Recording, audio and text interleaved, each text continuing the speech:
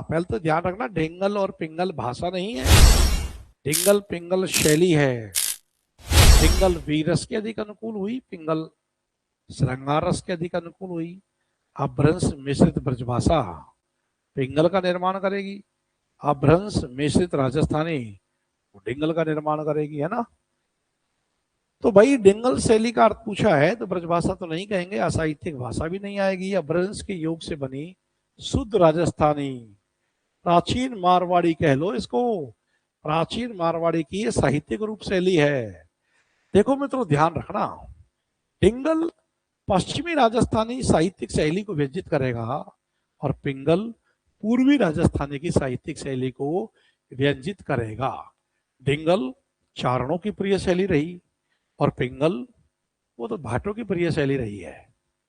पर इसके बावजूद भी ध्यान रखना कि आदिकाल के साहित्य में, रासो साहित्य में डिंगल पिंगल का प्रयोग खूब मिलता है, लेकिन पृथ्वीराज रासो को पिंगल शैली प्रधान मानना आप, क्योंकि ब्रज का प्रभाव उसमें ज्यादा है। यद्यपि डॉक्टर बच्चन सिंह का इतिहास पढ़ोगे आप, हिंदी साहित्य का दूसरा इतिहास, तो उन्होंने पृथ्वीराज रासो को डिंगल शैली में प्रधान माना है, परंतु अधिकांश आलोचकों का इशारा पिंगल की तरफ होता है। और कई बार क्वेश्चन आया हुआ है डिंगल और पिंगल से, पृथ्वीराज रासो में किस शैली की प्रधानता है, उत्तर माना जाता है पिंगल। उसका कारण क्या है कि एक तरफ तो हम ये पढ़ते हैं कि भाई पृथ्वीराज रासो का जो अंगी रस मुख्य रस है वीर रस है, तो फिर लॉजिक लगता है तो डिंगल होगा। अरे ब्रजभाषा में वीर रस की कविताएं भूषण ने नहीं की क्या, है ना। तो ध्यान रखना, है तो पृथ्वीराज रासो में वीर रस प्रधान, अंगी रस वही है, श्रृंगार तो उसका सहयोगी है, लेकिन पिंगल शैली प्रधान है उसमें। तो कुछ चीज अपवाद होती है, जैसे आपके व्याकरण में होती है, ऐसे साहित्य में भी होती है। बताइए इनमें से तुर्की भाषा का शब्द कौन सा है, उर्दू, सिंधु, हिंदवी, हिंदुस्तान। तो उर्दू ये तुर्की भाषा का शब्द है। हालांकि भोलानाथ तिवारी ने तो अपनी भाषा विज्ञान में इसको चीनी भाषा का शब्द माना है, पर वो ऐसा मानने वाले केवल भोलानाथ तिवारी है। आम मत है कि ये तुर्की भाषा का शब्द है उर्दू, और हिंदी ये पारसी या फारसी का, और इंग्लिश अंग्रेजी ये फ्रेंच भाषा का शब्द है। निम्नलिखित में बोलियों पर सर्वाधिक प्रामाणिक और व्यापक कार्य किस विद्वान ने किया है, मैक्समुलर, ग्रियर्सन, गिलक्राइस्ट, केटलर। अरे भाई ग्रियर्सन तो भाषा सर्वेक्षण के रचनाकार हैं, भारतीय भाषाओं का इतना वैज्ञानिक सर्वेक्षण इन्होंने किया है। या तो एक हार्नेले विद्वान का नाम मिलता है, पर ग्रियर्सन का तो बहुत बड़ा काम है भाषा सर्वेक्षण, लिंग्विस्टिक सर्वे ऑफ इंडिया, है ना। और केटलर वो है जेसुआ केटलर, जिन्होंने पहली बार जो है ब्रजभाषा व्याकरण लिखा था ना, जेसुआ केटलर।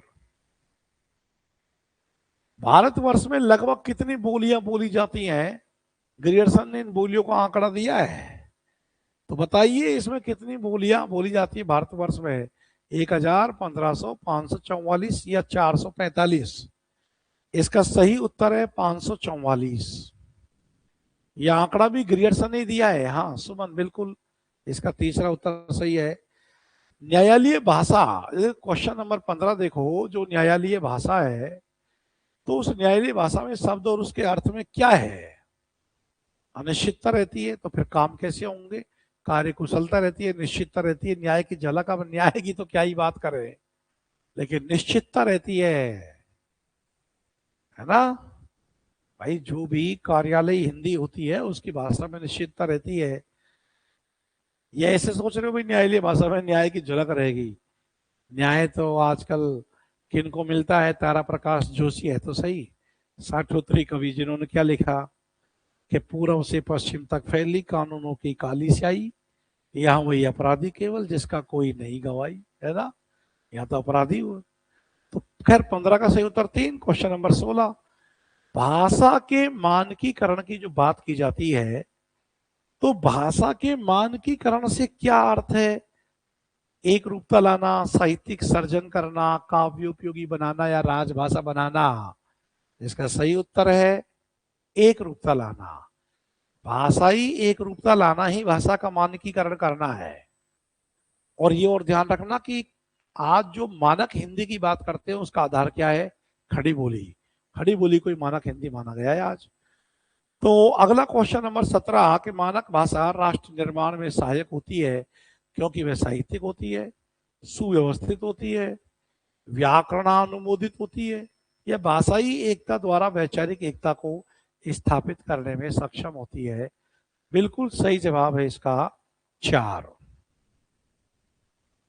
मानकता के आधार पर भाषा के मौखिक रूप की अपेक्षा लिखित रूप अधिक महत्वपूर्ण होता है क्योंकि इसमें साहित्यकार की भाव अभिव्यक्ति होती है, इसमें रचनाकार का हित जुड़ा होता है, इसमें समानता या एक रूपता का निर्वाह भली भांति हो सकता है, या इसमें लेखक और पाठक को मानसिक तुष्टि होती है। यहां तुष्टि और आएगा, मानसिक तुष्टि होती है।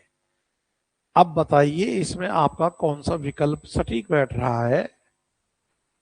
तो मानकता के आधार पर भाषा के मौखिक रूप की अपेक्षा लिखित का रूप महत्वपूर्ण क्यों होता है?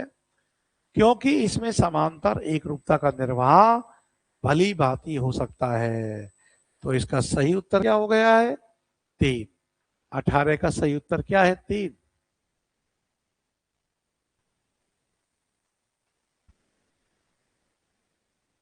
हाँ बिल्कुल। तो कहां पर है उनकी पोस्टिंग? जज साहब की है। तो भाई ये तो बात है, आजकल चली ऐसी रही है स्थिति, अब क्या ही करें। निम्नलिखित में 11वीं शताब्दी की परवर्ती अपभ्रंश को क्या कहते हैं? संस्कृत, पाली, प्राकृत, अवट। तो भाई देखो परवर्ती अपभ्रंश, तो अपभ्रंश के बाद तो अवट है ना? अच्छा जोधपुर में, अच्छा। तो इसका सही उत्तर क्या हो गया? आवट। और पूर्व अपभ्रंश रूप देखना है तो प्राकृत से निकली अपभ्रंश, पाली से निकली है प्राकृत। अब प्राकृत को आप पूर्व प्राकृत कहोगे तो पूर्व प्राकृत में पाली आ जाएगी। और ध्यान देना कि पहली देश भाषा कौन सी है? तो संस्कृत को तोड़ती जो पहली देश भाषा निकली वो तो पाली है ना? क्योंकि वैदिक संस्कृत, लौकिक संस्कृत, पर है तो दोनों ही संस्कृत, उससे निकली फिर पाली। तो पाली प्रथम देश भाषा है। और अवट के बारे में ये भी ध्यान रखना कि आधुनिक भारतीय आर्य भाषाओं की जननी है अपभ्रंश। अपभ्रंश का पहला विकास लोक भाषा के रूप में 11वीं सदी में हुआ, जिसे अवट कहा गया। निम्नलिखित में ब्रज प्रदेश की साहित्यिक रूप को, जो ब्रज प्रदेश का जो साहित्यिक रूप है, ब्रज प्रदेश के साहित्यिक रूप को क्या कहते हैं? आप पिंगल कहेंगे, डिंगल कहेंगे, ब्रजबुली कहोगे या उपयुक्त सभी कहोगे। तो ब्रज प्रदेश की साहित्य, तो ब्रज प्रदेश से ब्रजभाषा है, ब्रजभाषा से निर्माण किसका होगा? पिंगल का। और वैसे तो आप जब पिंगल कहते हैं तो पिंगल से शैली का भी बोध होता है, पिंगल से छंद शास्त्र का भी बोध होता है, और पिंगल कहने से ब्रजभाषा का भी बोध होता है। इसलिए कंफ्यूजन नहीं होना चाहिए। आज तो जब पिंगल कहते हैं तो इससे ब्रजभाषा का ही बोध होता है। यह है अर्धमागधी अपभ्रंश से विकास हुआ है किस उपभाषा का? तो पश्चिमी हिंदी, गुजराती, पूर्वी हिंदी है, कश्मीरी। तो पश्चिमी हिंदी तो सोर्स अपभ्रंश से निकली है, और मागधी अपभ्रंश से निकली है बिहारी। तो अर्धमागधी अपभ्रंश से निकली है पूर्वी हिंदी, जिसमें अवधी, बघेली और छत्तीसगढ़ी शामिल है। निम्नलिखित में से जातिवाचक संज्ञा शब्द नहीं है। अभी व्याकरण के कुछ सवाल हैं, देखिए क्वेश्चन नंबर 22।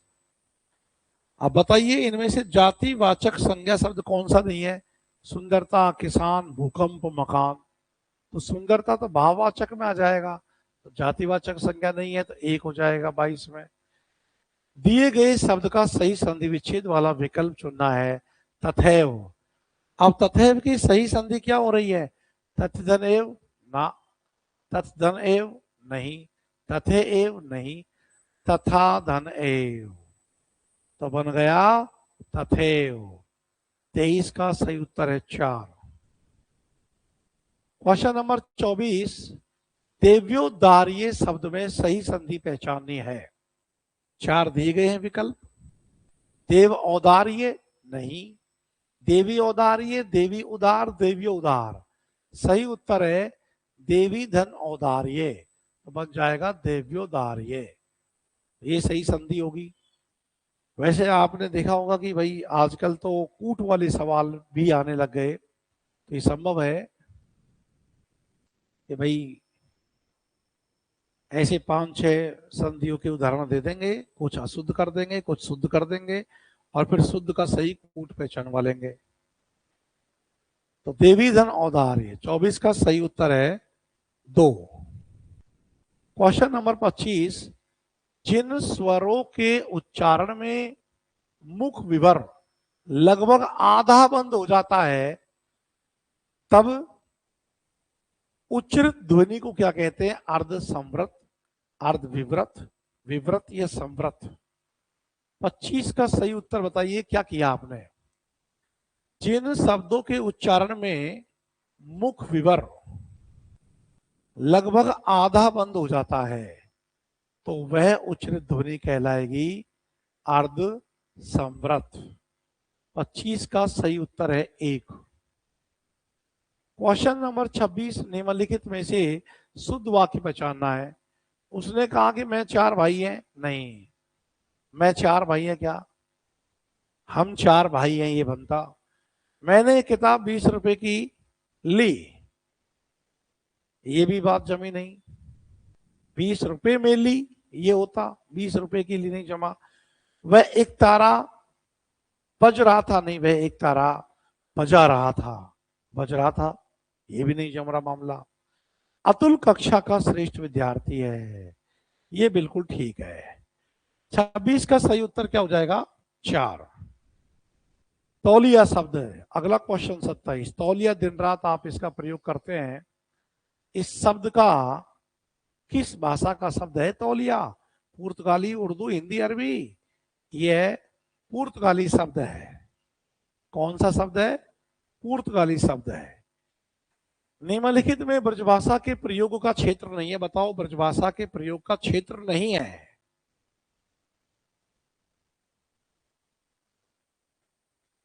अब देखो, आगरा, मथुरा, धौलपुर, मैनपुरी, उससे पहले इटावा, एटा, बदायूं और बरेली। तो इटावा नहीं है, इटावा में तो कन्नौजी है। बाकी एटा, बदायूं, बरेली में तो है, तो ये तो गलत हो गया। और आगरा, मथुरा, धौलपुर, मैनपुरी, एटा, ये सब तो है। और बरेली, बदायूं, अलीगढ़, आगरा, ये ब्रज का क्षेत्र है। और मथुरा, मैनपुरी, अलीगढ़, अलीगढ़ में ब्रजभाषा है। तो ये पूछ रहा है कि कौन सा क्षेत्र नहीं है, तो इटावा के कारण ये गलत हो गया पहला वाला। तो उत्तर भी क्या हो जाएगा? 28 का उत्तर हो जाएगा 1, है ना भाई? अमित कुमार शर्मा बिल्कुल सही है। इसका उत्तर हो जाएगा 1 कह लो या 1 कह लो। इसके बाद आगे नेक्स्ट क्वेश्चन पे आइए।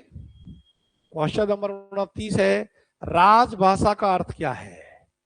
तो सटीक अर्थ खोजना है राजभाषा का अर्थ, और 4 विकल्प दिए गए हैं।